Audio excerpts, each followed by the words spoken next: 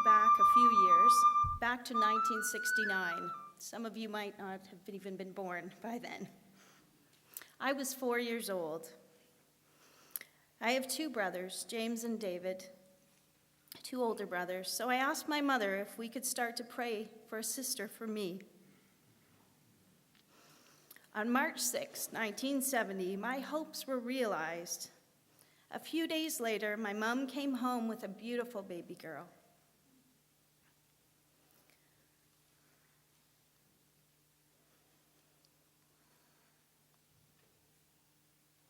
I shared a room with her, me in my bed, Jane in the crib next to me. Sometimes I couldn't wait for her to wake up in the morning, so I'd climb into the crib and try lying next to her. Of course, Jane would invariably wake up, much to the chagrin of my mother. Jane and I shared a room and a double bed for several years until she was in high school, and she decided she needed much less kicking in her life. Jane and I shared a lot, sometimes more than I wanted. Often Jane would ask me if she could wear a new top of mine. She would ask me while I was mostly asleep in my bed. I would mumble something and she would take it as a yes. Then when I woke up later to get ready for university, I'd realize what had transpired.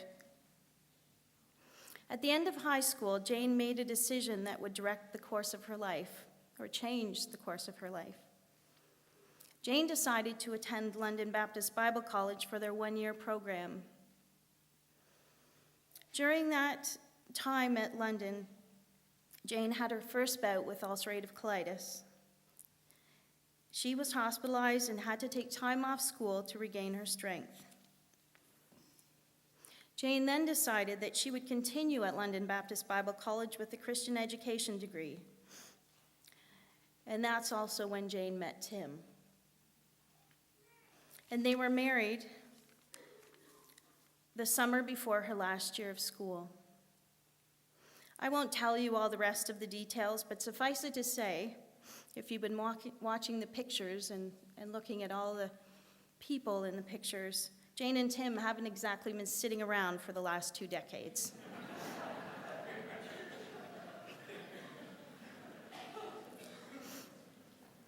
Jane and Tim and their children spent 6 years in Trinidad working with ABWE Canada. In July 2008, my husband Matt and I and our 2 girls had the opportunity to spend 2 weeks visiting the Bahulas in Trinidad and see firsthand the impact in the ministry that they had there. This past year, Jane, along with a neighbor, held a women's Bible study in Jane's home.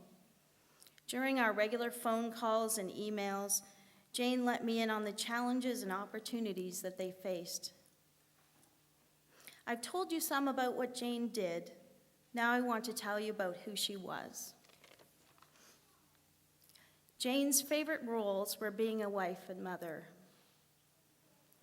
In these roles, she attended to the needs of Tim and each child as they came along.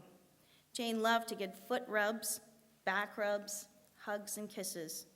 Over the last few days, we've all been talking about Jane's delicious cooking, her meals from scratch, cheesecakes, kiffles, bread and butter pickles, strawberry jam, ham and cheddar chowder. The list is too numerous to mention. She has left a rich recipe box for us to learn from.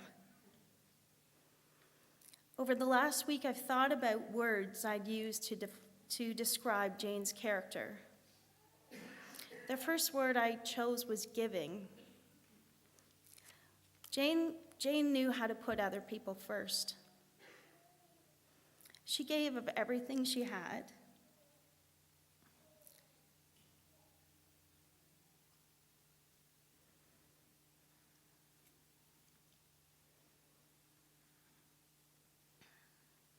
She gave of her time, her cooking, her creativity, any ability Jane had, she was willing to offer to others.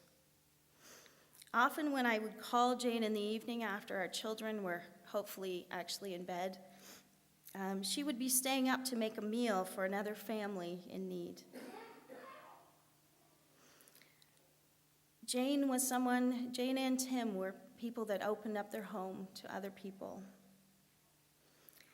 Jane learned this at our home, where our mom would regularly invite our church youth group in when they had nowhere else to go, and other friends. And over the years, we would have people just pop in unannounced to visit.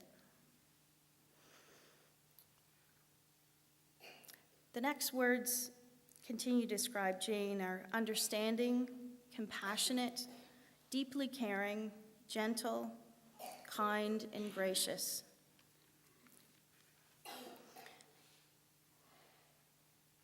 Jane accepted people for who they were.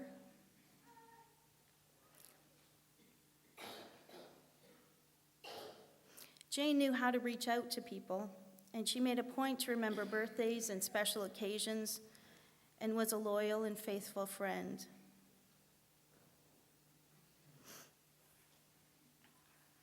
The last word I chose was discernment. Jane had a strong faith. She knew the Bible, and she lived by the principles that God set out in the Bible.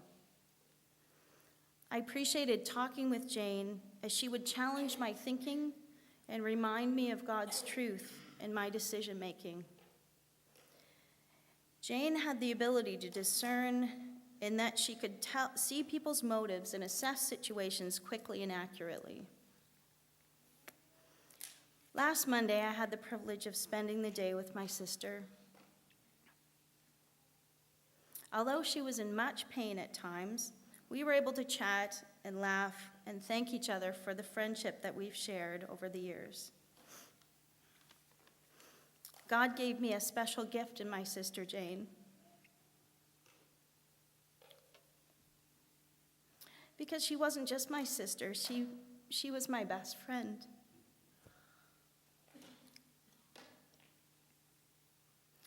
Jane and I shared an unconditional love and acceptance of each other.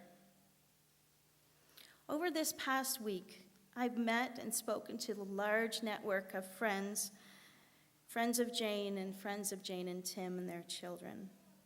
And I've witnessed how they've lived out their love for Jane and Tim and the kids in practical ways. I know that Jane's faith and trust in God guided her in all she did. My mom taught us a verse when we were growing up, and that verse has been a part of my sister's life. Proverbs 3, verse 5 and 6 says, "Trust in the Lord with all your heart, and lean not on your own understanding. In all your ways acknowledge him, and he will direct your paths."